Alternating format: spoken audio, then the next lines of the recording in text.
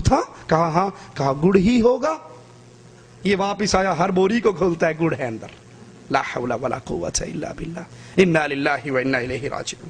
تو کہا ان بزرگوں سے ڈرتے رہنا, ان کی الٹی بھی سیدھی پڑتی ہے. 3 مجالس صفحہ 185.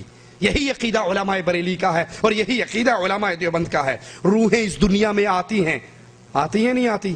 جمعرات کو پھیرا مارتی ہے نا. بریلوی عقیدہ سنیے کیا کہتے ہیں. وہ کہتے ہیں روحیں اس دنیا میں آتی ہیں اور جمعرات کے روز مومنوں کی روحیں اپنے گھروں میں آتی ہیں, دروازوں کے قریب کھڑے ہو کے دردناک آواز میں پکارتی ہے, اے میرے گھر والوں, اے میرے بچوں, اے میرے عزیزوں, ہم پہ صدقے سے مہربانی کرو. چنانچہ میت کی روح اپنے گھر میں جمعے کی رات کو پھر دیکھنے کے لیے آتی ہے کہ ان کی طرف سے صدقہ کیا گیا یا نہیں. اتیان الارواح, مجموعہ رسائل, جلد 2 صفحہ 69. اب یہ بریلویوں کا عقیدہ ہے. روح آتی ہے, دروازے پہ کھڑی ہوتی ہے اور پکارتی ہے, کیا پکایا؟ اگر جواب ملے حلوہ پکا, بکرا پکا, گوشت بھونا, کہتے ہیں مبارک ہو, خوش رہو, آباد رہو, ہمارے لیے بڑا تم نے صدقہ کیا. اور اگر جواب ملے دال مسور پکی, فیلڈ منہ پڑا ساڑھے واسطے دال مسور رہے گی سی. یہ روحیں آتی ہیں, یہ جاتی ہیں. یہی عقیدہ علماء دیوبند کا بھی ہے. 30 مجالس کے دیوبندی مصنف کہتے ہیں, صفحہ نمبر 211 ہے, اکابر کے لیے ایصال ثواب ضرور کیا کرو. کیوں؟ ان سے ان کی روحیں متوجہ ہوتی ہیں اور فیوض و برکات ملتے ہیں. اب آئیے, روحیں کہاں پر ہیں؟ 2 جگہ پہ, یا علیین میں یا سجیین, یا جنت میں یا جہنم میں. جو جنت میں ہے وہ اس دنیا میں آنا چاہے گی؟ الگ بحث آ سکتی ہے نہیں, آنا چاہے گی. تمہارے دنیا کی چیزیں کھانے کے لیے آنا چاہے گی؟ جنت کے میوے چھوڑ کے, جنت کے پرندوں کا گوشت چھوڑ کے دنیا میں آنا نہیں چاہے گی. تو کنفرم ہو گیا کہ جنتی تو نہیں آتی. تو جو جہنم والی ہیں انہیں کوئی آنے دے گا؟ چھلانگ ماریں گے جمعرات کو آنے کے لیے نا, چھلانگ ماریں گے, پھیرا مارائیں, اعیدوا فیہا, فرشتے لوہے کے گرز ماریں گے اور پھر دوبارہ ان کو جہنم کی تہ تک پہنچا دیں گے. آئیے علماء اور بریلی دونوں کے ان عقیدوں کو کہ روحیں آتی ہیں, متوجہ ہوتی ہیں, مدد کرتی ہیں, فیض و برکات ملتی ہیں, قرآن سے پوچھتے ہیں. أَلَمْ يَرَوْا كَمْ أَهْلَكْنَا قَبْلَهُمْ مِنَ الْقُرُونِ أَنَّهُمْ إِلَيْهِمْ لَا يَرْجِعُونَ. کیا یہ نہیں دیکھ چکے ہم نے ان سے پہلے کتنی قوموں کو ہلاک کر دیا, وہ ان کے پاس لوٹ کر نہیں آئیں گے. قرآن حکیم کا دوسرا مقام, وَحَرَامٌ عَلَىٰ قَرْيَةٍ أَهْلَكْنَاهَا أَنَّهُمْ لَا يَرْجِعُونَ. جن بستیوں کو ہم فنا کر چکے ہیں ان کے لیے ناممکن ہے کہ وہ پھر لوٹ کر دوبارہ اس دنیا پہ آئے. ارے شہید کا قصہ حدیث میں نہیں آتا؟ اللہ کی توحید کے لیے کٹنے والا, وہ کہے گا, مالک کہے گا مانگ, کیا مانگتا ہے؟ کہے گا اللہ تو نے بہت کچھ عطا کیا ہے. مالک کہے گا مانگ, کیا مانگتا ہے؟ وہ کہے گا اللہ مجھے ایک مرتبہ دنیا میں لوٹا دے, میں پھر تیرے راستے کے اندر شہید ہونا چاہتا ہوں. مالک فرمائے گا جو یہاں پہ آ گیا یہ میرا فیصلہ ہے کہ وہ واپس نہیں جا سکتا. سورۃ یاسین کی ابتدا کے اندر 30-23ویں پارے کی ابتدا کے اندر کیا قصہ ہے اس کا؟ جس کو کافروں نے قتل کر دیا وہ اللہ کے لیے شہید ہو گیا. کہتا ہے قال یا لیت قومی یعلمون, کاش میری قوم کو پتہ لگ جائے. اس کو دنیا پہ آ کر قوم کو بتانے کی اجازت, مالک نے پیغام اس کا پہنچا دیا. لیکن علماء دیوبند و بریلوی دونوں کہتے ہیں کہ روحیں آتی ہیں اور دنیا میں سب کچھ کرتی ہیں. کائنات کا نظام چلانے والا صرف اللہ ہے, یہ توحید ہے, یاد کر لیجئے. اللہ الذی رفع السماوات بغیر عمد ترونها ثم استوى على العرش وسخر الشمس والقمر كل يجري لأجل مسمى يدبر الأمر يفصل الآيات لعلكم بلقاء ربكم توقنون. اس زمین و آسمان کا نظام چلانے والا کون ہے؟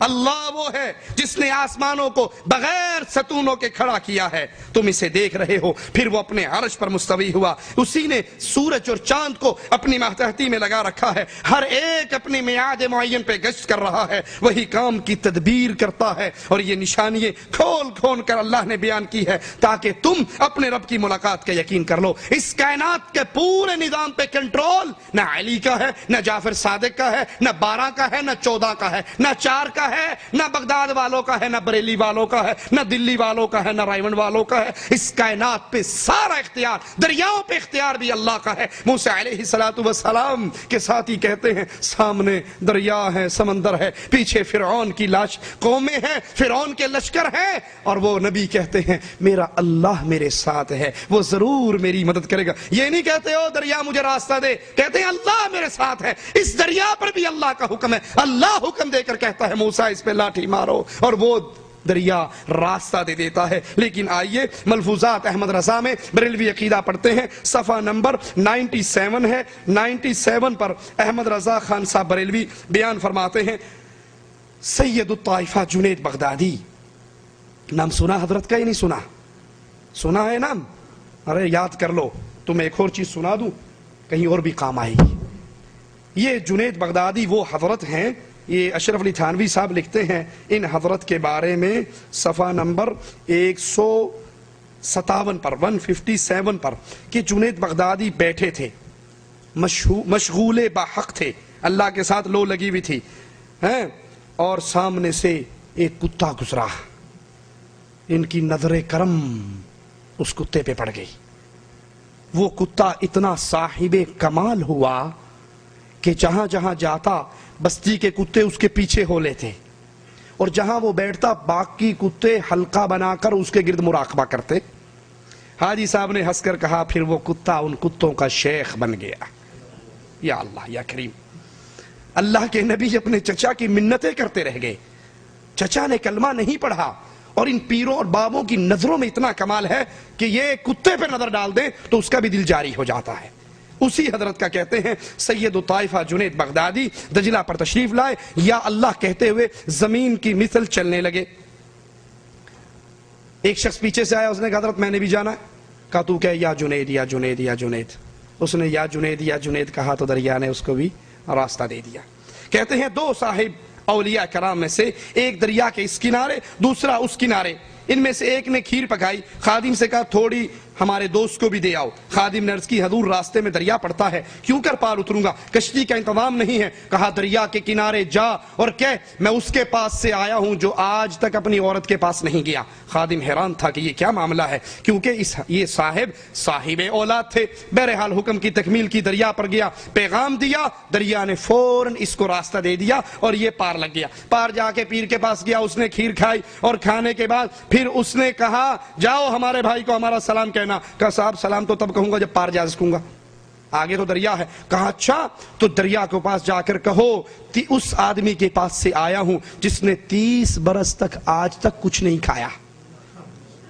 اور یہ کہتا ہے یہ عجیب جھوٹ بولتا ہے، ابھی میرے سامنے پوری پلیٹ کھا گیا لکیر کی، 30 برس سے کچھ نہیں کھایا۔ خادم ششپنج رہ گیا، یہ عجیب بات ہے، ابھی تو میرے سامنے کھیر تناول فرمائی اور فرماتے اتنی مدت سے کچھ نہیں کھایا۔ بہرحال ادب تھا، خاموش رہا اور دریا پر آ کر کہا جو کہا، دریا نے فوراً ان کو راستہ دے دیا۔ یہ بریلوی عقیدہ تھا، اور یہی عقیدہ فضائل صدقات کے اندر شیخ الحدیث مولانا ذکریہ صاحب بیان کرتے ہیں 529 صفحہ